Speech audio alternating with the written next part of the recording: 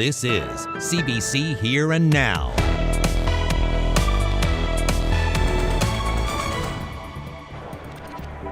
We're live at the Powerplex tonight to talk about the kickoff of the Canada Games. We'll talk about that and have the full weather forecast coming up.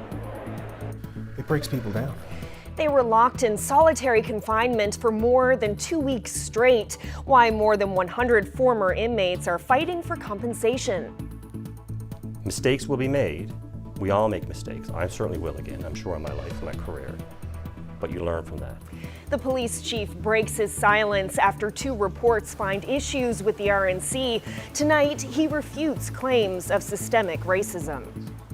Good evening, I'm Carolyn Stokes. A review of police oversight led by Indigenous and community groups in this province is calling for more civilian oversight of police operations.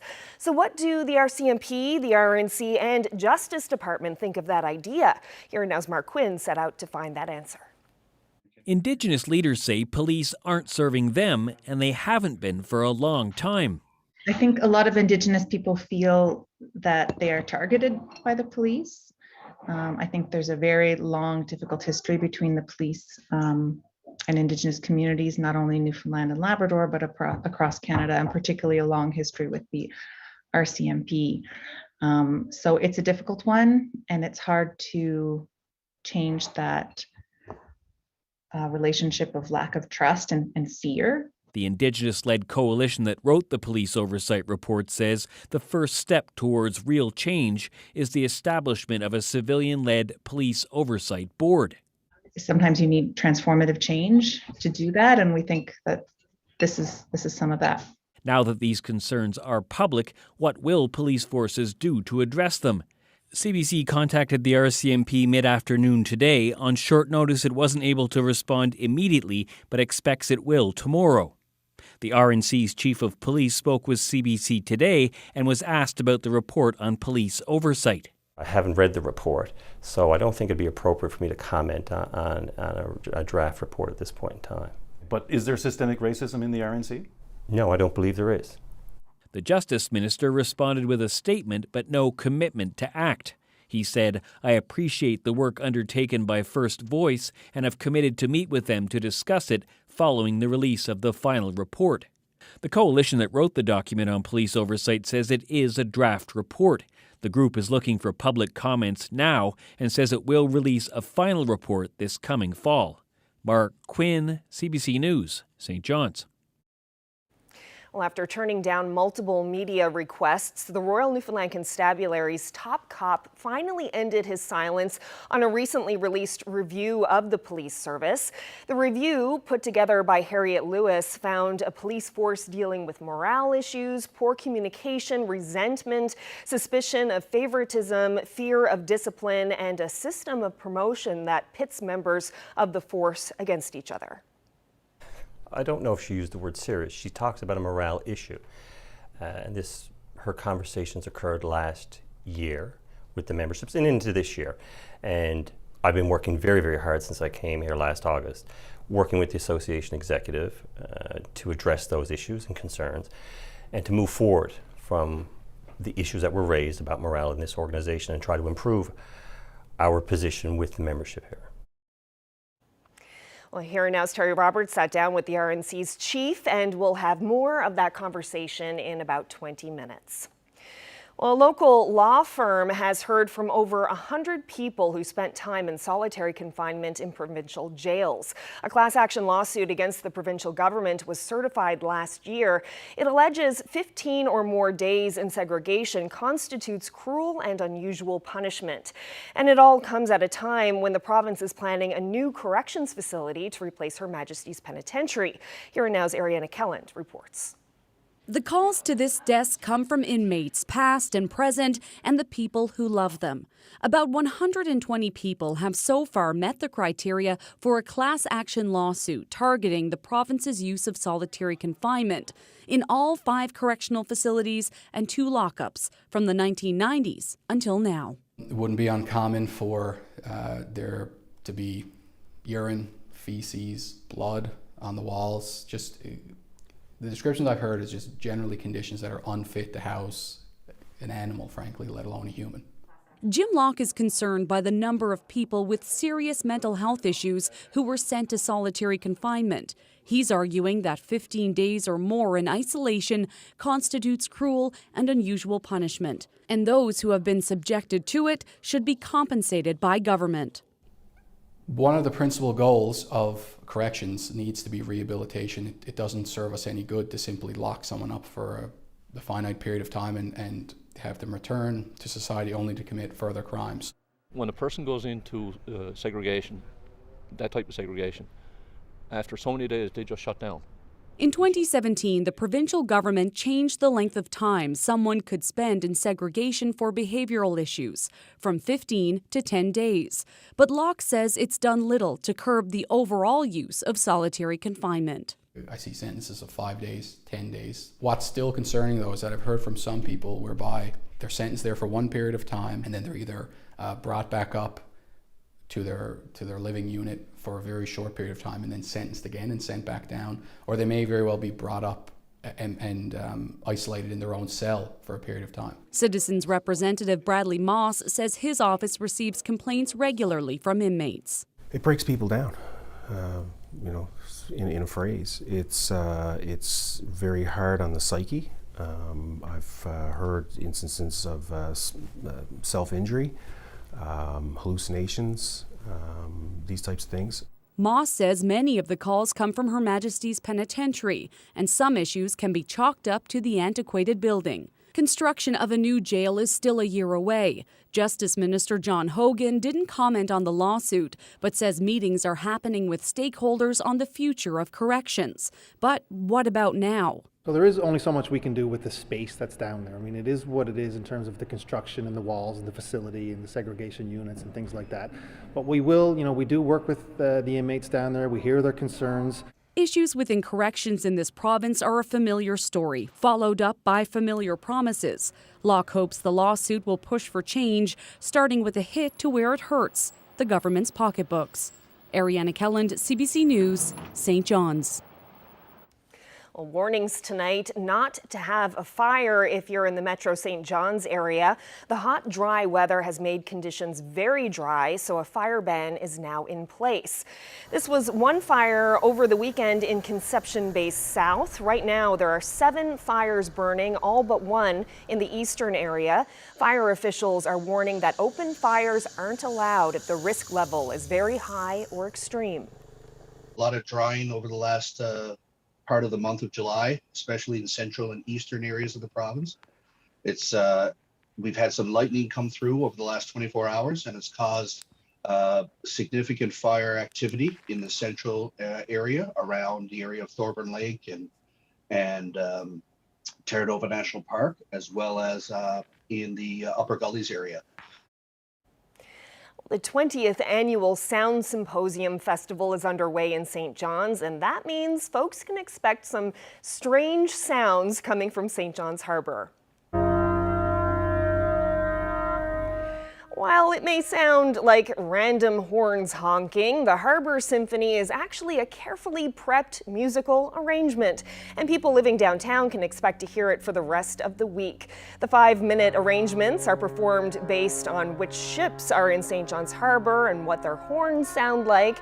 While it is a unique event, even the composer acknowledges that it may not be music to everyone's ears. Because you can give something to people which they may not be able to share otherwise. And Harbour Symphony is one perfect example for that, because it's very, you cannot overhear it in St. John's. And some people like it, some people dislike it, but it will certainly involve a large audience, even if it's not necessarily a conscious audience, but it's there. People listen to it and you get the feedback from it. I kind of enjoy it. Well, of course, there are more melodic sounds at the symposium, like the sound of Bob Becker's xylophone. At a workshop yesterday, Becker was introduced as the greatest xylophone player in the world. And while Becker was quick to say he dislikes that title, his performance made it hard to argue with. Here and now, Zach Gowdy was there.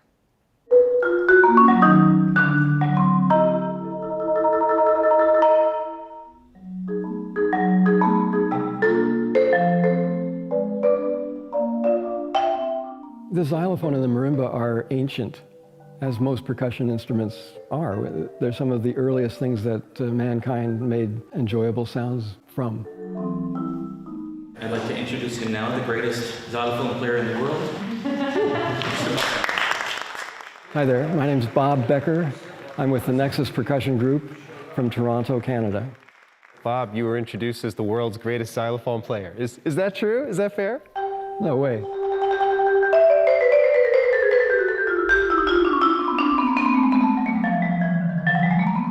I was asked to give a workshop here, as were my colleagues in Nexus, so we're giving a variety of topics about percussion.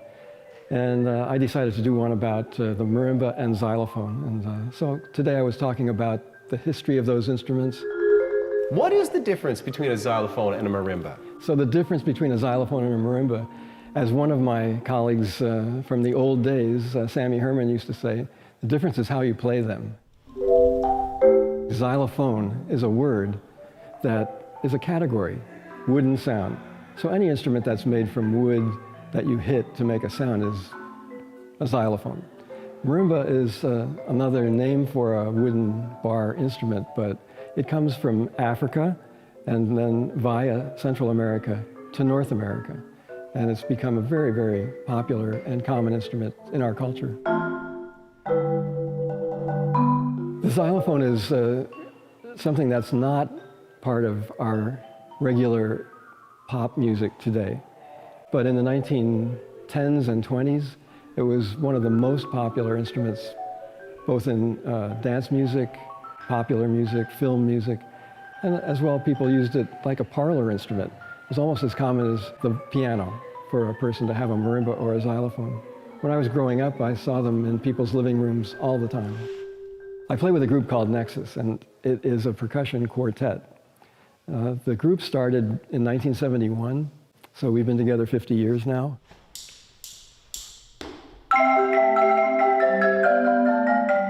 And what brought us all together was an interest in percussion instruments and percussion repertoire, percussion music. That is a continuum that we all feel. So the instruments that are heard in Africa today connect with what we play. And the instruments that a gamelan orchestra in Indonesian plays connect with what we play. We feel a kinship with all of that, and I think anybody who hears this instrument or our music for the first time, it may sound unusual, but they will feel that connection to the history of our world and our sensibility as human beings. So yeah, come to our concert, you'll enjoy it.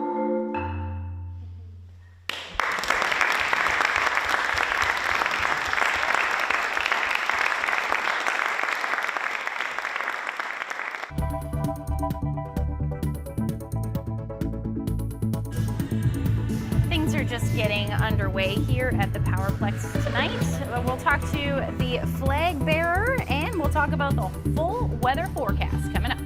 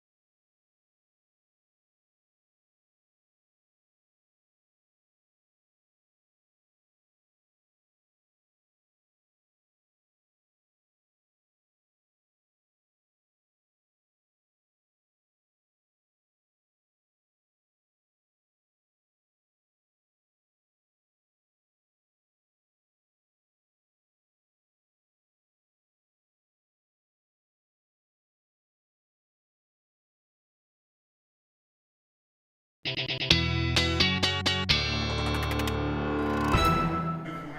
with the Canada Games just around the corner, Team Newfoundland and Labrador is holding an athletes rally tonight at the Powerplex on Crosby Road. And you can see that's where Ashley is right now. Ashley, it looks like a fairly good crowd there behind you tonight. Yeah, there's lots of people out celebrating the kickoff of the Canada Games for sure, and it's a great night to be inside for sure. We do have some showers that are working their way in across most of the province, and will continue to do so as well. But temperatures this afternoon pretty beautiful. Let's take a look at where they sat this afternoon. 21 degrees rather in St. John's this afternoon 25 degrees in Bonavista, and then those temperatures across the province looking pretty nice today. 21 in Twillingate, and then temperatures up across Labrador as well, looking pretty nice as well. 23 degrees in Happy Valley, Goose Bay, and 25 in Lab City. Now, taking a look at the Humidex values, we did see some humidity this afternoon. It certainly feels like it. Temperature down to 20 degrees in St. John's right now, but still feeling like 26. And then as we head towards Central into about 27, 28 is what it's feeling like. And we do have a bit of humidity up across Labrador as well. 24 is what it's feeling like in Happy Valley, Goose Bay, and 21 in Cartwright. So if we take a look at the big picture right now, we do have a system that is bringing lots of rain, lots of much needed rain across most of the island, in fact. And we do have a few lightning strikes happening for Lab West, and that will generally continue. We can kind of see it just to the south there, but that will continue as we head through the next couple of hours. And if we take a look at that rain, it looks like there's some lightning in there heading towards the Avalon. So can't rule that out as we head through the overnight tonight, but generally looking at those showers moving in now and some of that heavier rain making its way towards the southern portion of the Avalon, as well as the southern portion really of the island. Now, taking a look at the future tracker, spells it out pretty well, actually. We're looking at that heavier rain moving in over the next couple of hours for the Avalon. Like I said earlier, we haven't really seen a whole lot of rain, about 19.6 millimeters as of yesterday. We saw a bit this morning, but most of our rain will come as we head through the night tonight. Heavy rain expected for a good chunk of eastern Newfoundland through the overnight hours, and then more showers possible for the northern peninsula and southeastern Labrador as well. Wouldn't be surprised if we hear a few rumbles of thunder with that as well. Taking a look at the temperatures overnight tonight, 15 to 18 degrees will be the overnight lows. Those winds generally out of the southwest, around 20 to 40 kilometers per hour. A little bit more breezy on the west coast, especially those areas that are prone to enhanced southeasterlies. You'll likely see gusts between 50 and 60 kilometers per hour through the overnight, and still keeping that risk of thunderstorms in for Lab West at 13 degrees. Now, as we head through the overnight tonight, here's a look at the rainfall projections. Most of the rain will be for the southern portion of the island. At this point, this will take us through to Wednesday morning. So we're talking 20, 30 millimeters of rain. Some areas may see in excess of 40 millimeters, but in the St. John's metro area, generally between 10 to 20 millimeters of rain, the heaviest rain falling through the overnight period. Now, as we head through tomorrow, this is late day tomorrow. Areas on the west coast may see some significant rainfall as well. Somewhere between 30 to 50 millimeters certainly isn't out of the question, and basically the western half of the island will see those similar forecasts. Now, the good news is, with all of this rain, we've been talking about the fire hazard map and how we've been seeing extreme levels, but with all this expected rain, it looks like the fire hazard, at least for tomorrow, will go down significantly. But we're looking at some more heat in the forecast, so this likely will not last very long. Taking a look at the future tracker for tomorrow, generally going to see those showers ending, but we could see some more showers into the afternoon. This may actually be some thunderstorms for central and northeastern Newfoundland. As we get into the evening hours, eventually that will clear out, and then more showers possible for southeastern portions of Labrador as well. Thursday, though, looking beautiful. That should clear out absolutely through the day. Temperatures tomorrow looking pretty similar to what we're seeing today. 23, 24 degrees. Those winds again out of the southwest between 20 and 40 kilometers per hour.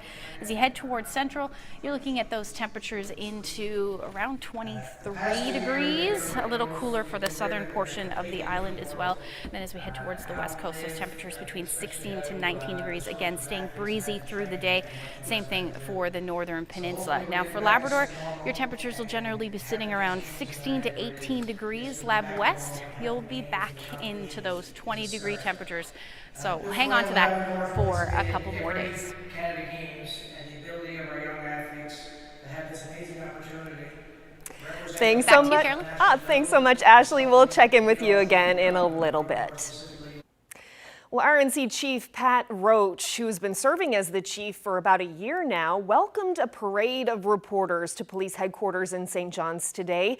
He's responding to a report released last week into the workplace culture at the RNC that paints an unflattering picture of the force. Our Terry Roberts spoke to the chief late this afternoon. Well, Chief, thanks for doing this. I guess my first question, Harriet Lewis says there's a serious morale problem at the Royal Newfoundland Constabulary. Can you comment on that? I don't know if she used the word serious. She talks about a morale issue. And her conversations occurred last year with the memberships and into this year. And I've been working very, very hard since I came here last August, working with the association executive to address those issues and concerns and to move forward from the issues that were raised about morale in this organization and try to improve our position with the membership here. The system of promotion. There was a reference in there, that there's that it pits officers against one another. There's a competition, and the rules of the game. I guess I'm using the word game, but the rules of the process are not clearly spelled out. Comment on that. So, from my time being back here this last year, we've had a number of competitions for the positions of sergeants and staff sergeants, and I believe it's been clearly articulated to the members as to what the process is, what's involved, what the expectations are. It's incumbent on everybody to be prepared to come into these interviews and these promotional processes.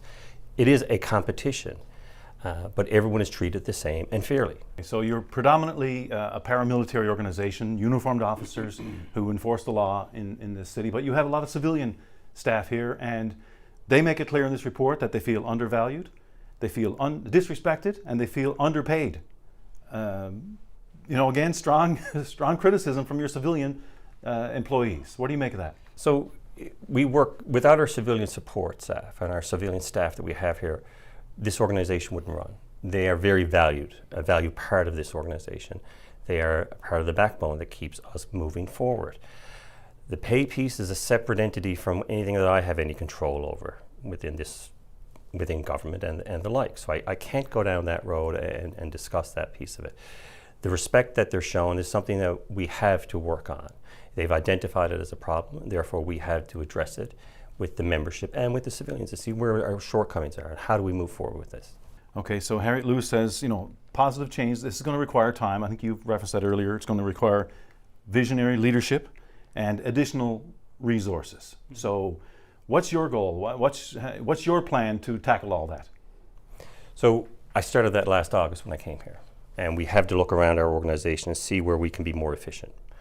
Where are our resources being used? How can we redeploy those resources to support the members that are here on our front line and within our criminal investigation division and throughout Corner Brook and Labrador?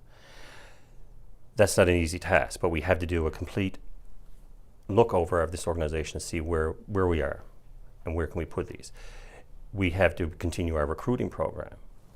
And we will have to go to government and discuss resources and extra ones that may be needed within this organization. So, and again, these are not things that can happen overnight, but they've been identified. I appreciate the report, and I'm thankful for the report. It gives us some direction, and it certainly points out areas that we can work on and should work on and we will work on. One of the recommendations is that there be a safe place created where officers can bring complaints or concerns about possible misconduct without fear of reprisal or discipline. Is that going to happen?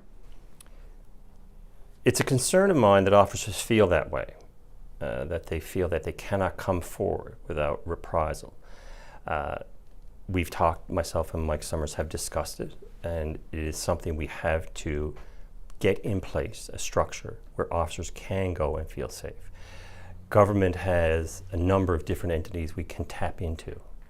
It's a matter of us sitting down and finding what's the best fit. In order to do that, I want to meet with the membership and get their input and see what their ideas are on this. How do they want it to look? You know, it's easy for us to make decisions up here, but in order for us to have buy-in from the membership, I want their input. I want to listen to what they want and work together with them to better serve this organization and the people of the province that we police. As you read through this report, what's in there that gave you comfort? I have no issues with the entire report. I think it's a balanced report.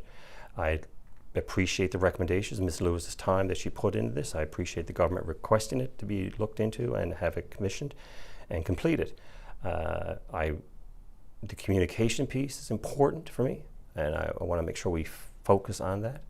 The wellness part for our membership, the fact that how she speaks about our membership being a talented group of individuals with varied backgrounds prior to coming in this organization and educations, their commitment to the province. I'm very proud of the members we have here and their commitment that they have. They do very good work in this province, across the province and in Labrador. Police work is not easy. It's very stressful and very, very difficult. We do not bring good news. Most times if we show up at your door, we're not coming with good news to you. So when they leave here, I want them to know that they have my support and the support of the executive, because they do. Mistakes will be made. We all make mistakes. I certainly will again, I'm sure, in my life and my career. But you learn from that, and it's how we deal with those mistakes. It's how we move forward. Well, Terry also spoke with the president of the union that represents roughly 400 members of the Royal Newfoundland Constabulary. And based on what he's saying, it appears the friction and internal bickering that made headlines a few years ago has dissipated. Here's some of Terry's conversation with Staff Sergeant Mike Summers. It wasn't that long ago that there was a vote among your membership, and there was a vote of non-confidence in the former chief.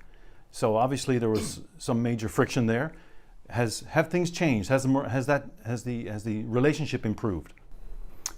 Yes, the relationship is, with Chief Roach he's had an open door policy with me. He has no issues with me coming in and speaking to him. As a matter of fact, we meet fairly regularly, if not once a week, and go in and have very frank and open conversations. So that door is there, is very wide open.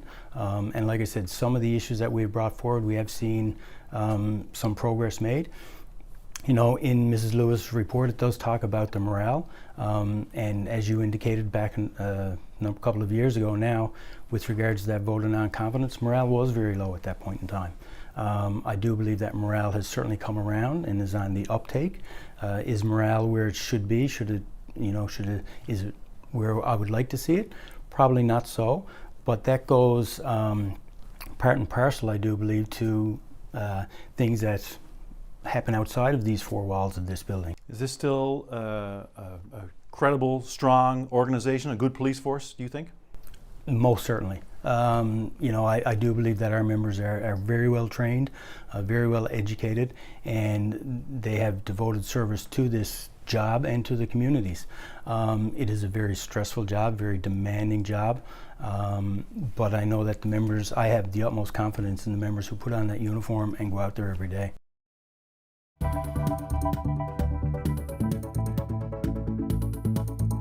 Turs, gannets, puffins. An alarming number of these seabirds are turning up dead along the shoreline on the Avalon and Burin Peninsulas, and scientists fear avian flu is to blame. The devastation to the population, when you think in human terms, it will be huge if it goes.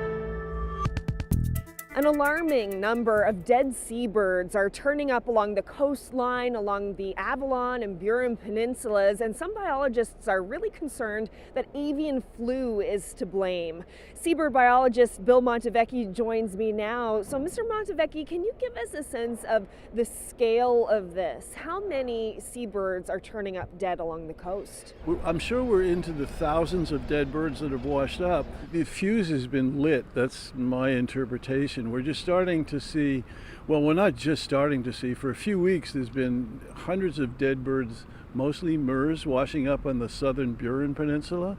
And then we've sort of seen that wave move across Placentia Bay, and now on the southern Avalon around Cape St. Mary's, St. Vincent's, Point Lance, and there's just, again, hundreds of birds showing up there, mostly murres, but lots of gannets. You know, if it's really a virulent kind of disease, and it's it's kind of located, concentrated on top of the stack. And so if it's really, going to spread and highly contagious, then we would expect it maybe to radiate out from there. And the reason I say that is we've seen that happen in Scotland, with devastation of colonies. We've seen it even happen in the Magdalen Islands, where recent, guesses from Environment Canada are that maybe half of the birds in the Magdalen gannets are dead. It's a bad situation. And has the cause of this mass die-off been confirmed yet? Like, do we know that it's actually avian flu? I think most of the birds that have been collected, they're not underweight. And the gannets we looked at, I mean, they look healthy other than they're dead. And it's so acute and so widespread, it just looks like flu for sure. So how bad could this get? If this is avian flu and it does start spreading, what could be the ultimate effect of this? I get so tired about talking about tragedies in birds, and it seems like that's always what we're talking about. There will be survivors, right? And those survivors will be really tough and probably immune. But the devastation to the population, when you think in human terms, it'll be huge if it goes. And so my hope is it'll be the best of a bad situation and it won't blow up like it has, in many other places. And, right now it's a global problem. Besides just wringing our hands, which is, what can you do in these situations? It's really, really important that people report. There's an Environment Canada phone number that people can report. They can put it on social media, because that in the long run will help determine, your question, how many birds died and when and where did they die? And that will at least help us understand, what happens. It's like any tragedy, when you can't do anything, the most important thing to do is bear witness and get evidence and hold it and share it and use it, and everybody can do that, Is there any possibility that if this is avian flu that there's a risk to humans? I think there's always concerns, and there's always concerns. So people that's a really good point, Carolyn. People shouldn't be picking up these birds. You should not touch them or pick them up. When we sample them, we have gloves and masks, but you don't want to touch them, because it's always a concern. It's avian flu. And I don't think there's been any, great evidence of transmissions to humans, but that doesn't mean that there can't be. And it certainly means you should just, be cautious and not touch the birds and just simply report them. And what about dogs? Because I know when my dog sees a dead bird, she just loves to roll around in it. So is that something that people should really try to avoid if you have your dogs down on a beach and there's a dead seabird? I think so, because we don't know the consequences of that. So we don't want humans touching them, and we simply don't know the consequences. So I think it's just a matter of maximum caution in these situations. And, I think it's best to just avoid as much as possible. Well, Bill Montevecchi, thank you so much for this. Really appreciate it. Yeah, thank you, Carolyn. Yeah, we'll keep in touch. And also our thanks to fish harvester Carl Hodge for taking some of those photos and video in that piece. So let's check back in with Ashley at the Powerplex. Ashley, the Canada Games are just 3 weeks away, and we now know who the flag bearer will be, right? We do, and her name is Jada Lee. She is the first female to play on the Canada Games baseball team, and she joins me now, so thank you so much for joining us. So congratulations. What is it like to be the flag bearer? What was that like? It's cool to lead Newfoundland into the Canada Games. And when did you find out you would be doing that? Like 3 days ago.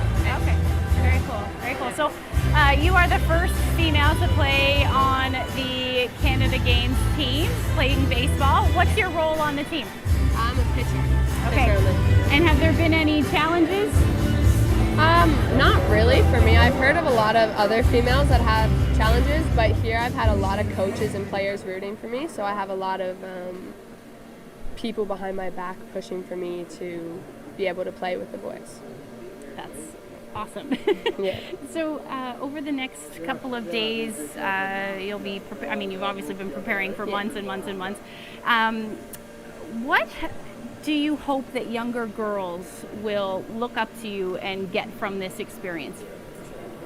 To keep pushing, and even if they don't let you on the team first try, like keep trying, keep pushing, train your hardest, and just keep going till they have no choice but to put you on the team. Amazing. So what are you looking forward to most? Pitching, just being on the mound in front of everyone with that pressure. I like the pressure of pitching, so just having that pressure on you, being up there in the center of it, that's what I'm looking forward to. Amazing. Well, congratulations. I wish you nothing but the best. Thank you. Obviously, putting this together has its challenges as well. So now I'm joined by the Deputy Chef de Mission.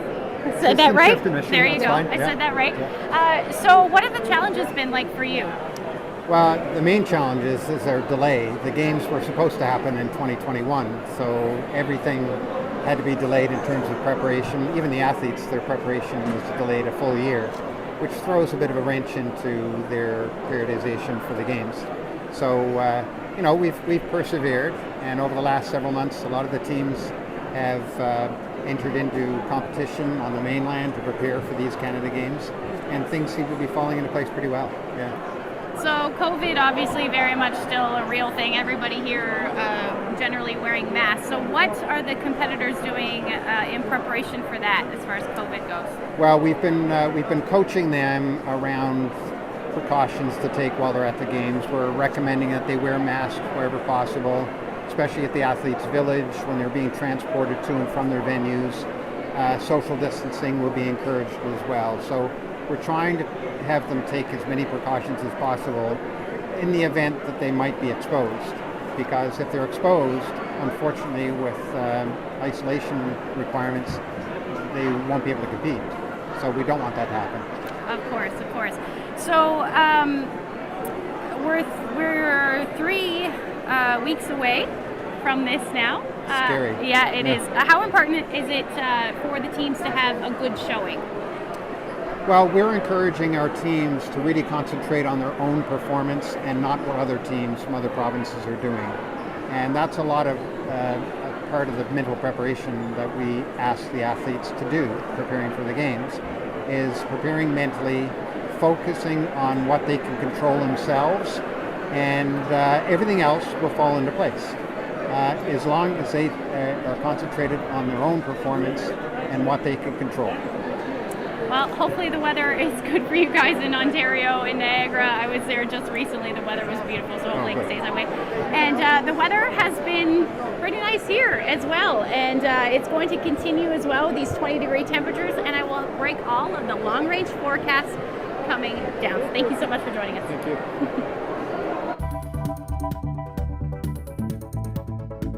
Up tomorrow on Here and Now, we're going to get a tour of this fish plant. But this story starts about 6,000 kilometers that way in Mexico.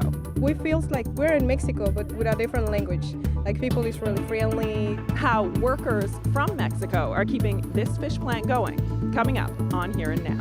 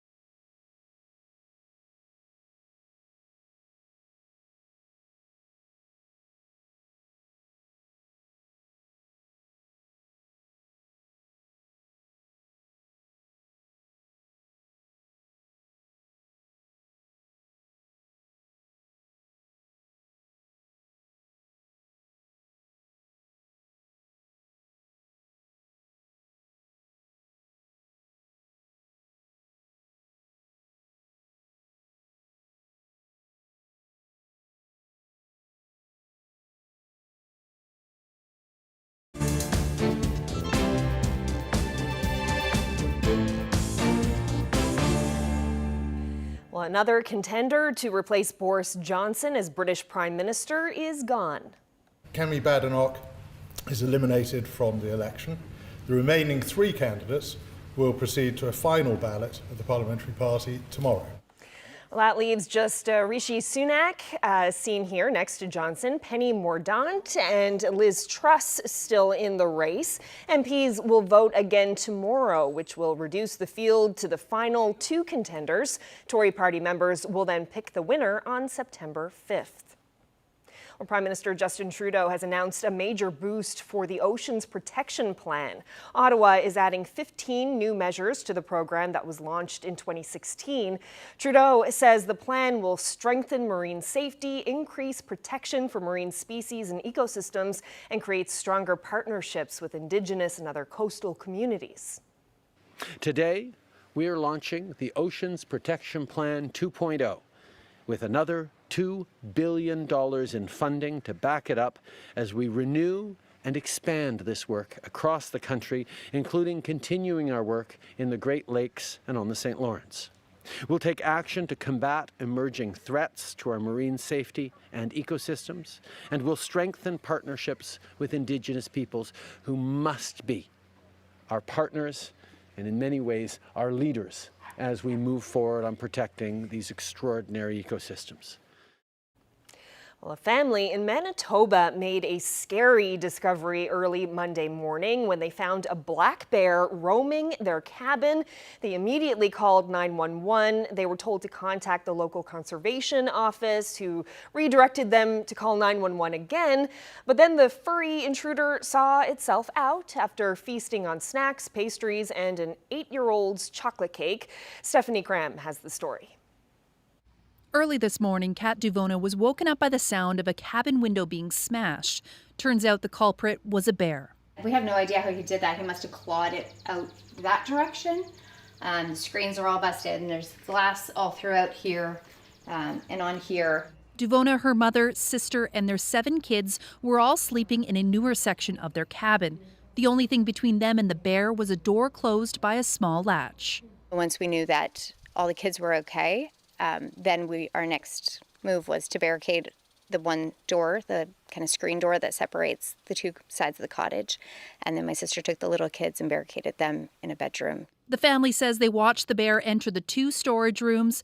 The bear helped himself to bags of Doritos, granola bars, and Danishes. For her daughter Jubilee, this morning she was sad to find her favorite dessert was gone. My favorite cake, chocolate cake, we found on the ground, all eaten. So the bear ate the chocolate cake. After discovering the bear roaming in the cabin, Duvono's sister immediately called 911, but she was redirected to RCMP and then to the province's conservation department. Somebody on the other end who identified themselves as a conservation officer then told her that there was nobody on duty right now, that her best bet was to hang up and give 911 a call back, and they would check in on us tomorrow or today during the day. They called 911 again and was dispatched to the RCMP unit in Selkirk. They were quite upset that conservation wasn't coming out to us, but they got on the road. It took them about an hour to get here, and they even contacted us on the way to let us know that they did not know what they were going to do when they got here. The family says the keys to their car was in the room with the bear. They said they felt trapped waiting almost an hour for officers to arrive. By the time officers got there, the bear had left. Later in the morning, conservation showed up with a bear trap, advising the family to remain nearby to keep an eye on the trap. We are told that the bear now sees our house as a place to get a reward or a food source, and that it will be back tonight. They fully expect that it will return at some point this evening or tonight in the middle of the night. Our hope is that it would go into the bear trap and not into the cottage. Despite the terrifying wake-up call and the lack of sleep, the family remains in good spirits. They are deciding who is going to stay the night, saying the kids are definitely heading to their grandma's place. Stephanie Cram, CBC News, Lester Beach, Manitoba.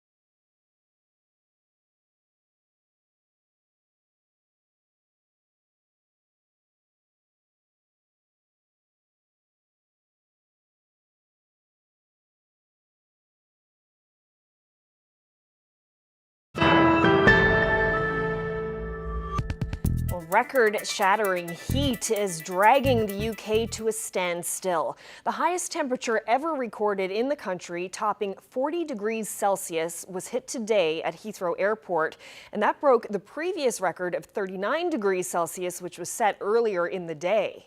I think you just got to be sensible, just keep hydrated. Transportation has slowed with both planes and trains delayed and cancelled. There are concerns about the heat buckling rails and melting runways. Power outages have been reported and schools are closed. Along with the high temperatures, it's been very dry in the UK, so fires have been breaking out, and London's fire service has implemented emergency measures. Much of England remains under the country's first red warning for extreme heat.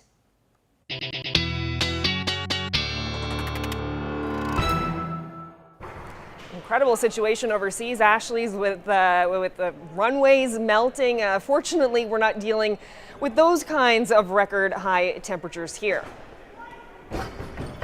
No, we're definitely not, but we definitely are seeing some warm temperatures. But the temperature today reached 40.3 degrees in the UK. That broke the all-time record. Let's take a look at what happened and compare that to the warmest temperature that has ever been recorded in Newfoundland and Labrador. So, as of now, 34 other sites in the UK have also exceeded that old record, which was 38.7 degrees Celsius. And then if you take a look at the warmest temperature ever recorded in Happy Valley Goose Bay, or in Newfoundland and Labrador, it was in Happy Valley Goose Bay, and it was 37.8 degrees Celsius, and that happened on July 4th, 1944. So we do not have those types of temperatures in the forecast, but it is looking pretty nice. As we head into Thursday, we'll more than likely see a few showers to start for the day for the eastern half of the island, and then eventually we'll see some sunshine. 24 to 26 degrees will be the daytime highs, and then for the west coast you're looking at temperatures around 21 degrees, and then for Labrador some showers will stick around for you. For the southeast, same thing for central and western Labrador, but you will see some sunshine and your temperatures will reach the 20s again. So as we head through Thursday evening into Friday morning, another round of showers moving in for the western portion of Labrador, and then working their way across as the morning rolls through. And then we'll see a few more showers later on in the day, it looks like, for the west coast and south coast, but the rest of the island looking like it should be a pretty beautiful day. Lots of sunshine, again, temperatures reaching 27-28 degrees through central. Same thing for the west coast, around 23 for St. John's. And then as far as the south coast goes, those temperatures will be into the teens, about 25 degrees for Marystown. Up across Labrador, Maine, you're going to get back into those single-digit temperatures. Taking a look at the long-range forecast, looks pretty good. Again, temperatures in the 20s sticking around. We may see a few showers to start the weekend on Saturday, but there also should be some sunshine, and then cloudy periods the story as we head into Sunday. Now, as far as central and western Newfoundland go, your temperatures will generally be up in around 21 to 28 degrees right through as we get into Sunday, and then western Newfoundland, similar temperatures, but a little bit more rain expected through central Newfoundland. Some sunshine should peak out as we get into Sunday. As far as eastern Labrador goes, you're looking at your temperatures in the 20s as well. Some showers on Saturday. Sunday looks pretty nice at this point, but then western Labrador, the showers will stick around for you, and you're talking temperatures between 18 and 22 degrees. Taking a look at our weather photo of the day, a lovely evening in CBS. Lloyd shared that great shot with us, and if you have any weather photos that you would like to share with us, send them to my Facebook, Twitter, or email them to nlphotos@cbc.ca. Beautiful. What a gorgeous shot in CBS. Thank you so much, Lloyd, for that. And Ashley, it looks like things are cluing up there at the Powerplex on Crosby Road in St. John's. Great to see those athletes tonight and the first female flag bearer. And I guess we'll see you back here in studio tomorrow night. I will be there. Good night, everyone. Good night.